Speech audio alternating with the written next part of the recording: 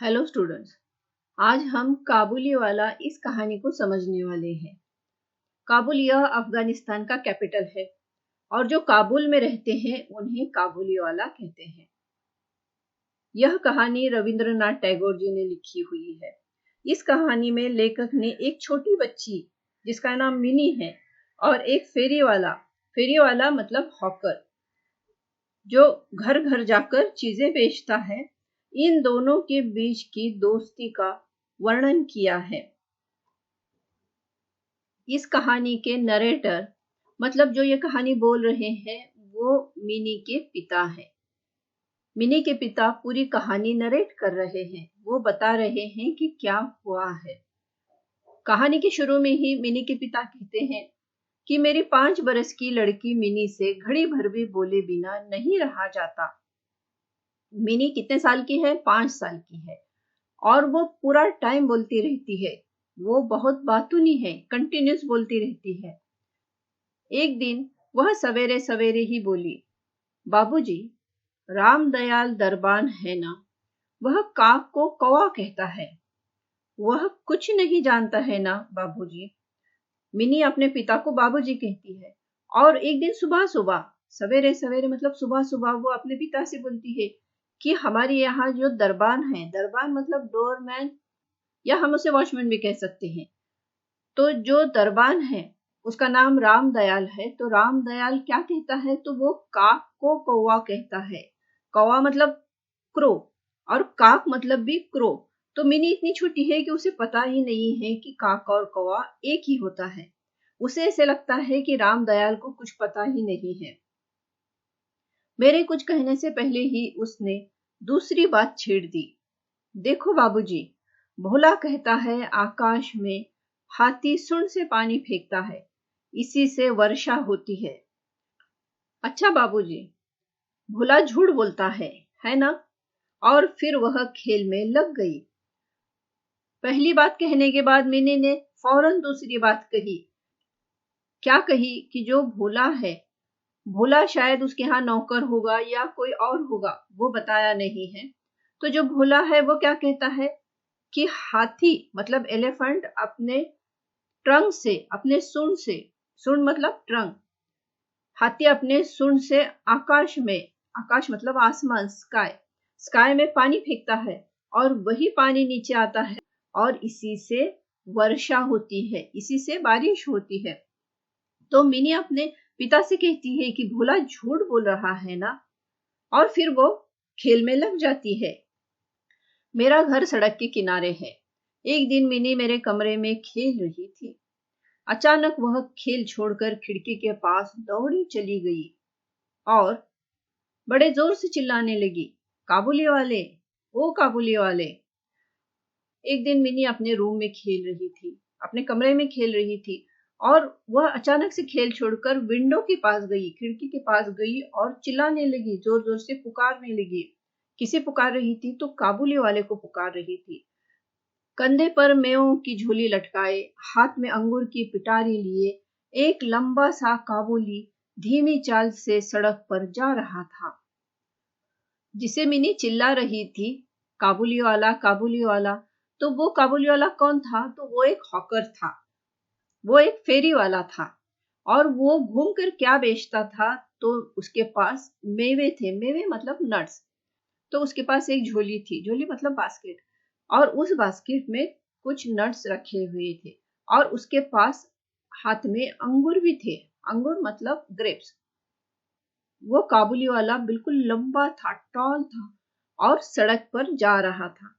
जैसे ही वह मकान की ओर आने लगा, मिनी जान लेकर भीतर भाग गई।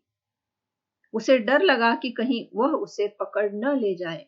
जैसे ही काबुली वाला मिनी के घर की तरफ आया तो मिनी बहुत डर गई और डर कर वो अंदर भाग गई। क्यों डर कर भाग गई? क्योंकि उसे ऐसे लग रहा था कि वह काबुली वाला उसे पकड़ कर ले जाएगा। उसके मन में यह बात बैठ गई थी कि काबुली वाले की झोली के अंदर तलाश करने पर उस जैसे और भी 2-4 बच्चे मिल सकते हैं। मिनी को क्या डर था? उसके दिल में क्या डर बैठा था कि अगर वह काबुली वाले की झोली में देखेगी, उसके बास्केट की तलाश लेगी मतलब वो सर्च करेगी, तो उसे 2-4 बच्चे मिलेंगे जो लगभग मिनी के ही उम्र के होंगे। मतलब मिनी को ऐसे लगता था कि काबुली वाला बच्चों की चोरी करता है, वह अपनी झोली में बच्चों को डालकर चुरा कर ले जाता है। काबुली ने मुस्कुराते हुए मुझे सलाम किया। मैंने उससे कुछ सौदा खरीदा मतलब कुछ चीजें खरीदी उससे। फिर वह बोला, बाबू साहब, आपकी लड़की कहाँ गई? मैंने मिनी के मन से डर दूर करने के लिए उसे बुलवा लिया। काबुली ने झोली से किशमिश और बादाम निकालकर मिनी को देना चाहा, पर उसने कुछ न लिया। काबुली मिनी के पिता के पास आया। मिनी के पिता ने उससे कुछ चीजें खरीदी। फिर काबुली ने पूछा कि आपकी लड़की कहाँ गई, क्योंकि उसने मिनी को देखा था। फिर मिनी के पिता ने मिनी के मन में, उसके दिल में जो डर था काबुली को लेकर, उसे दूर करने के लिए मिनी को अंदर से बुलाया। बुलाने के बाद काबुली ने क्या किया कि उसके झोली से कुछ किशमिश और बादाम निकालकर मिनी को दिए। किशमिश मतलब रेजिन्स और बादाम मतलब आलमंड, पर मिनी ने नहीं लिया। डर कर वह मेरे घुटनों से चिपक गई। घुटने मतलब नीज। मिनी इतना डरी हुई थी कि वह अपने पिता के घुटनों को पकड़कर चिपक कर खड़ी रही। काबुली से उसका पहला परिचय इस तरह हुआ था। काबुली और मिनी फर्स्ट टाइम इस तरह मिले थे। कुछ दिन बाद किसी जरूरी काम से मैं बाहर जा रहा था। देखा कि मिनी काबुली से खूब बातें कर रही है और काबुली मुस्कुराता हुआ सुन रहा है। मिनी की झोली बादाम किशमिश से भरी हुई थी। जब मिनी और काबुली वाली की फर्स्ट मीटिंग हुई थी, वो पहली बार मिले थे, तब मिनी बहुत डर गई थी। तो और उसके कुछ दिनों बाद मिनी के पिता कहीं बाहर जा रहे थे और उन्होंने देखा कि मिनी और काबुली वाले बात कर रहे हैं और काबुली वाला बहुत हंस रहा था। उसने मिनी को बादाम और किशमिश दिए हुए थे। मैंने काबुली को अठन्नी देते हुए कहा, इसे यह सब क्यों दे दिया? अब मत देना। फिर मैं बाहर चला गया। मिनी के पिता ने काबुली को अठन्नी दिए मतलब 50 पैसे दिए और कहा कि ये जो तुमने बादाम और किशमिश, आलमंड और रेजिन दिए हैं, ये इसे इसके बाद नहीं देना। और फिर वहां से वो चले गए। कुछ देर तक काबुली मिनी से बातें करता रहा। जाते समय वह अठन्नी मिनी की झोली में डालता गया। जब मैं घर लौटा तो देखा कि मिनी की माँ काबुली से अठन्नी लेने के कारण उस पर खूब गुस्सा हो रही है। काबुली ने कुछ देर तक मिनी से बातें की और जब जा रहा था तब उसने मिनी को अठन्नी लौटाई जो मिनी के पिता ने काबुली वाले को दी थी। पर जब मिनी की माँ ने देखा कि काबुली से उसने अठन्नी ली है, तो वो मिनी पे बहुत गुस्सा हुई। काबुली प्रतिदिन आता रहा। प्रतिदिन मतलब डेली आता था। उसने किशमिश बादाम दे देकर मिनी के छोटे से हृदय पर काफी अधिकार जमा लिया था। काबुली रोज मिनी से मिलने आता था और रोज उससे बादाम और किशमिश देता था और इस तरह उसने मिनी के मन में अपने लिए काफी जगह बनाई थी। दोनों में बहुत बहुत बातें होती और वे खूब हंसते। रहमत काबुली को देखते ही मेरी लड़की हंसती हुई पूछती, काबुली वाले, ओ काबुली वाले, तुम्हारी झोली में क्या है? तो काबुली वाले का नाम क्या था? तो रहमत था। तो उस रहमत काबुली वाले को देखकर मिनी बहुत हंसती और उसे पूछती कि तुम्हारे झोली में, तुम्हारे बास्केट में क्या है? रहमत हंसता हुआ कहता, हाथी। फिर वह मिनी से कहता, तुम ससुराल कब जाओगी? जब मिनी पूछती कि झोली में क्या है, तो रहमत हंसता हुआ कहता कि मेरे झोली में हाथी है। उसके बाद काबुली वाला मिनी से पूछता कि तुम ससुराल कब जाओगे? ससुराल मतलब इन लॉज का घर। इस पर उल्टे वह रहमत से पूछती, तुम ससुराल कब जाओगे? रहमत अपना मोटा घूंसा तान कर कहता, हम ससुर को मारेगा। इस पर मिनी खूब हंसती। जब रहमत मिनी से पूछता कि तुम अपने ससुराल कब जाओगी, ससुराल मतलब इन लॉज का घर, तो मिनी ही उल्टा उससे पूछती कि तुम ससुराल कब जाओगे। तब रहमत क्या करता, अपने हाथ का अपना मोटा घुसा, घुसा मतलब फिस्ट बनाकर, अपने उंगलियों का, अपने हाथ का फिस्ट बनाकर कहता कि मैं तो ससुर को मारूंगा। और इस पर मिनी को बहुत मजा आता और वो खूब हंसती। हर साल सर्दियों के अंत में काबुली अपने देश चला जाता। जाने से पहले वह सब लोगों से पैसा वसूल करने में लगा रहता। उसे घर घर घूमना पड़ता, मगर फिर भी प्रतिदिन वह मिनी से एक बार मिल जाता। सर्दियां मतलब विंटर सीजन, तो विंटर के एंड में जब विंटर खत्म होता है तो काबुली अपने देश जाता, मतलब काबुल जाता जो अफगानिस्तान में है। और जाने से पहले जो भी उसका उधारी रहती थी वसूल करने में लग जाता, पैसा कलेक्ट करने में वो लग जाता। पर इसके लिए उसे बहुत घूमना पड़ता था, लेकिन फिर भी वो हर रोज मिनी से मिलने आता ही था।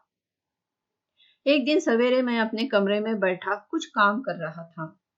ठीक उसी समय सड़क पर बड़े जोर का शोर सुनाई दिया। देखा तो अपने उस रहमत को दो सिपाही बांधे लिए जा रहे थे।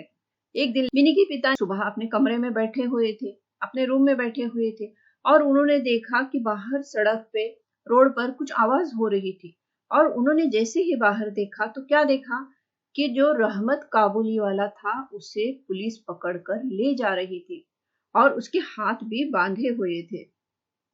रहमत के कुर्ते पर खून के दाग है और सिपाही के हाथ में खून से सना हुआ छुरा। रहमत को पुलिस लेकर जा रही थी और रहमत का जो कुर्ता था उस पर खून के दाग थे, ब्लड स्टेन थे, और सिपाही के हाथ में खून लगा हुआ छुरा था। खून से सना हुआ मतलब खून लगा हुआ छुरा, छुरा मतलब नाइफ थी। कुछ सिपाही से और कुछ रहमत के मुंह से सुना कि हमारे पड़ोस में रहने वाले एक आदमी ने रहमत से एक चादर खरीदी। उसके कुछ रुपए उस पर बाकी थे जिन्हें देने से उसने इनकार कर दिया था। बस इसी पर दोनों में बात बढ़ गई और काबुली ने उसे छुरा मार दिया। कुछ सच्चाई सिपाही ने मीने के पिता को बताई और कुछ सच्चाई रहमत ने बताई। तो पूरा सुनने के बाद मिनी के पिता की समझ में आया कि उनके पड़ोस में रहने वाले एक आदमी ने रहमत से एक चादर खरीदी थी। चादर मतलब ब्लैंकेट, चादर खरीदी थी और उसने पैसे दिए नहीं थे, कुछ पैसे बाकी थे, उधार थे। और ये लेने के लिए जब रहमत वहां गया तो दोनों में आर्गुमेंट हुआ होगा, हाथापाई हुई, और इसी बात में रहमत ने उस आदमी को छुरे से मार दिया था। इतने में काबुली वाले कहती हुई मिनी घर से निकल आई। रहमत का चेहरा क्षण भर के लिए खिल उठा। मिनी ने आते ही पूछा, तुम ससुराल जाओगे? रहमत ने हंसकर कहा, हाँ वही तो जा रहा हूं। जब रहमत को पुलिस ले जा रही थी तब मिनी अचानक से काबुली वाले को चिल्लाते हुए आई और उसे देखते ही रहमत काबुली वाले का चेहरा बिल्कुल खिल उठा, मतलब उसके चेहरे पर खुशी दिख रही थी। क्षण भर के लिए, मतलब फॉर ए मोमेंट उसके चेहरे पर खुशी आई। मिनी को देखकर खुशी आई। आते ही मिनी ने काबुली वाले से पूछा, क्या तुम ससुराल जाओगे? तो रहमत हंसकर कहता है कि हाँ मैं वही जा रहा हूँ। मतलब रहमत जेल को ससुराल कह रहा है। रहमत को लगा कि मिनी उसके उत्तर से प्रसन्न नहीं हुई। तब उसने गुस्सा दिखाकर कहा, ससुर को मारता पर क्या करूं, हाथ बंधे हुए हैं। रहमत को ऐसा लगा कि मिनी शायद मेरे इस आंसर से खुश नहीं हुई है। एक गुस्सा दिखाकर कहा कि मैं तो ससुर को मारता पर क्या करूं, मेरे हाथ तो बंधे हुए हैं, क्योंकि पुलिस ने उसके हाथ बांधे हुए थे। छुरा चलाने के अपराध में रहमत को कई साल की सजा हो गई। रहमत ने एक आदमी को छुरे से मारा हुआ था, नाइफ से मारा हुआ था, तो इसी वजह से उसे कई साल की सजा हो गई, मतलब वो जेल में चला गया। काबुली का ख्याल धीरे धीरे मेरे मन से बिल्कुल उतर गया और मिनी भी उसे भूल गई। काबुली कई सालों के लिए जेल चला गया तो मिनी और उसके पिता दोनों भी उसे भूल गए। कई साल बीत गए। अब कुछ सालों बाद का, कुछ वर्षों बाद का ये दूसरा इंसिडेंट बताया गया है। आज मेरी मिनी का विवाह है, मतलब काफी साल बीत गए हैं और आज मिनी की शादी है, विवाह है, शादी है। लोग आ जा रहे हैं। मैं अपने कमरे में बैठा हुआ खर्च का हिसाब लिख रहा था। इतने में रहमत सलाम करके एक और खड़ा हो गया। आज मिनी की शादी है। लोग आ जा कर रहे थे और मिनी के पिता कुछ हिसाब लिख रहे थे, मतलब शादी में कितना खर्च हुआ उसका अकाउंटिंग कर रहे थे। तो रहमत वहां आकर खड़ा हो गया। पहले तो मैं उसे पहचान ही न सका। उसके पास न तो झोली थी और न चेहरे पर पहले जैसी खुशी। अंत में उसकी ओर ध्यान से देखकर पहचाना कि यह तो रहमत है। रहमत मिनी के पिता के सामने आकर खड़ा हुआ। काफी साल बीत चुके थे तो मिनी के पिता उसे पहचान नहीं पाए। अब उसके पास उसकी झोली भी नहीं थी और उसके चेहरे पर खुशी भी नहीं थी। और जब मिनी के पिता ने उसकी तरफ ध्यान से देखा तो पहचाना कि यह तो रहमत है। मैंने पूछा, क्यों रहमत, कब आए? कल ही शाम को जेल से छूटा हूं, उसने बताया। मैंने उससे कहा, आज हमारे घर में एक जरूरी काम है, मैं उसमें लगा हुआ हूं। आज तुम जाओ, फिर आना। रहमत ने मिनी के पिता को बताया कि मैं कल शाम ही जेल से छूटा हुआ हूं, तो वो कहते हैं कि आज हमारे घर में कुछ काम है। उन्होंने ये नहीं बताया कि आज मिनी की शादी है। वो सिर्फ कहते हैं कि आज मुझे कुछ काम है और तुम फिर कभी आना। वह उदास होकर जाने लगा। दरवाजे के पास रुक कर बोला, जरा बच्ची को नहीं देख सकता? जैसे ही मिनी के पिता ने उसे जाने के लिए कहा, वो बिल्कुल उदास हो गया, दुखी हो गया और दरवाजे के पास ही खड़े खड़े बोला कि मुझे मिनी से मिलना है, क्या मैं मिनी को देख सकता हूँ क्या? शायद उसे यही विश्वास था कि मिनी अब भी वैसी ही बच्ची बनी हुई है। वह अब भी पहले की तरह काबुली वाले, ओ काबुली वाले चिल्लाती हुई दौड़ी चली आएगी। शायद रहमत को ऐसे लगता था कि मिनी अब भी वैसी ही छोटी बच्ची है, जो उसने काफी सालों पहले उसे देखा था, वैसी ही है। और काबुली वाले चिल्लाते हुए वो रहमत के पास दौड़ी चली आएगी। उन दोनों की उस पुरानी हंसी और बातचीत में किसी तरह की रुकावट न होगी। काबुली वाले को लगता था कि जैसे पहले मिनी और वो मिलते थे, जितना हंसते थे, बात करते थे, शायद आज भी वैसे ही होगा। पर अब वक्त गुजर चुका था, मिनी बड़ी हो चुकी थी। मैंने कहा, आज घर में बहुत काम है, आज उससे मिलना न होगा।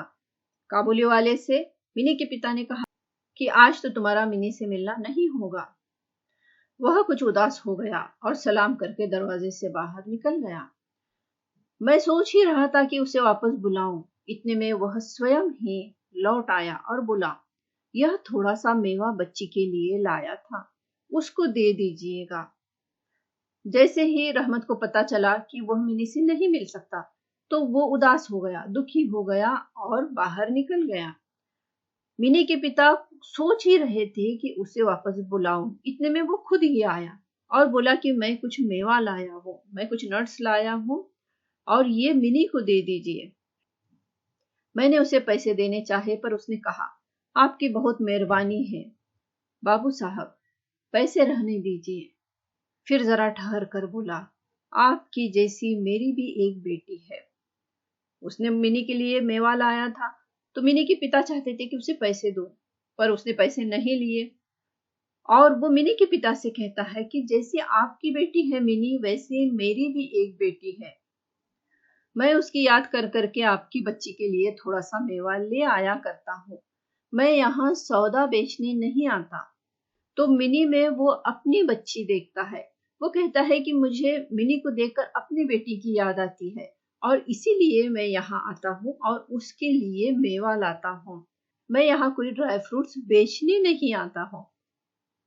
उसने अपने कुर्ते की जेब में हाथ डालकर एक मैला कुचैला मुड़ा हुआ कागज का टुकड़ा निकाला और बड़े जतन से उसकी चारों तह खोलकर दोनों हाथों से उसे फैलाकर मेरी मेज पर रख दिया। रहमत ने अपने कुर्ते की पॉकेट में हाथ डाला, जेब मतलब पॉकेट, और उसमें से एक गंदा मैला मुड़ा हुआ मतलब फोल्ड हुआ एक पेपर का टुकड़ा निकाला, कागज का टुकड़ा, पेपर का टुकड़ा निकाला और उसे बिल्कुल केयरफुली, जतन से मतलब केयरफुली क्या किया उसने, उसके चारों तह खोले। तह मतलब बॉटम, मतलब उस पेपर को उसने बिल्कुल आराम से खोला, केयरफुली खोला और मिनी के पिता के सामने मेज पर मतलब टेबल पर रख दिया। देखा कि कागज के उस टुकड़े पर एक नन्हे से हाथ के छोटे से पंजे की छाप है। उस कागज के टुकड़े पर क्या था, तो किसी छोटे बच्चे के हाथों के पंजे की छाप थी, मतलब किसी के पाम के, फिंगर के प्रिंट थे उस पर, जो किसी छोटे बच्चे के दिख रहे थे। हाथ में थोड़ी सी कालिख लगाकर कागज पर उसी की छाप ले गई थी। किसी बच्चे के हाथ पर कालिख मतलब ब्लैक कलर लगाकर उस कागज पर उसकी छाप ली हुई थी, मतलब प्रिंट लिया हुआ था। अपनी बेटी की, यहाँ की आना चाहिए, टाइपिंग में रह गया है। अपनी बेटी की इस याद को छाती से लगाकर रहमत हर साल कलकत्ते के गली कूचों में सौदा बेचने के लिए आता था। तो वो जो पंजे की छाप थी वो रहमत की बेटी के हाथों की थी। रहमत जब कलकत्ता आता था काम के लिए, तो वो अपनी बेटी की इस याद को मतलब उसके हाथों के पंजों के जो छाप थे उसे अपने पास रखता और फिर कलकत्ते में कुछ सामान बेचने के लिए आता था। देखकर मेरी आंखें भर आई। ये जब मिनी के पिता ने देखा तो उनके आंखों में आंसू आ गए। सब कुछ भूलकर मैंने उसी समय मिनी को बाहर बुलाया। विवाह की पूरी पोशाक और गहने पहने मिनी शर्म से सिकुड़ मेरे पास आकर खड़ी हो गई।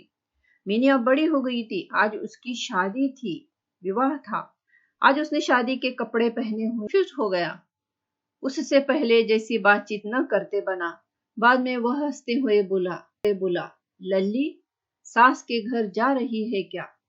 रहमत ने जब मिनी को देखा तो वो बिल्कुल कंफ्यूज हो गया, क्योंकि मिनी अब काफी बड़ी हो गई थी और उसने वैसे बातचीत भी नहीं की। पर वह हंसकर मिनी से बोला, आज तू सास के घर जा रही है ना? बाद में हंसते हुए मिनी से कहता है कि आज तू ससुराल जा रही है क्या? मिनी अब सास का अर्थ समझने लगी थी। मारे शर्म के उसका मुंह लाल हो उठा।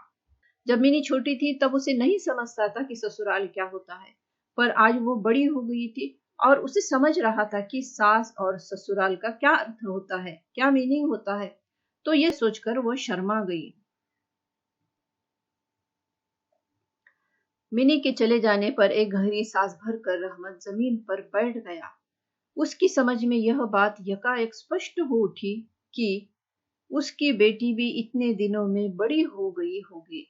मिनी रहमत से मिलकर अंदर चली गई तो रहमत अचानक से जमीन पर बैठ गया। उसने एक गहरी सांस ली, एक लंबी सांस ली और फिर जमीन पर बैठ गया। और अचानक उसके दिमाग में एक बात आई, यकायक स्पष्ट हो उठी, मतलब उसके दिमाग में एक बात आई। क्या बात आई? कि उसके दिमाग में अचानक से आया कि उसकी बेटी भी तो बड़ी हो गई होगी, क्योंकि उसकी बेटी भी मिनी की ही उम्र की थी। इन 8 वर्षों में उसका क्या हुआ होगा, कौन जाने। वह उसकी यादों में खो गया। रहमत ने मिनी को देखा तो उसे याद आया कि मेरी बेटी भी तो इतनी बड़ी हुई होगी, और वो अपनी बेटी से 8 वर्षों तक नहीं मिला था। तो इन 8 वर्षों में उसकी बेटी के साथ क्या हुआ होगा, और इसी सोच में वो खो गया। वो अपनी बेटी की यादों में बिल्कुल खो गया। मैंने कुछ रुपए निकालकर उसके हाथ में रख दिए और कहा, रहमत तुम अपनी बेटी के पास देश चले जाओ। मिनी के पिता ने कुछ पैसे निकाले और रहमत को दे दिए और कहा कि तुम अपनी बेटी के पास अपने देश चले जाओ। नेक्स्ट वीडियो में हम हिंदी का कोई और चैप्टर समझेंगे।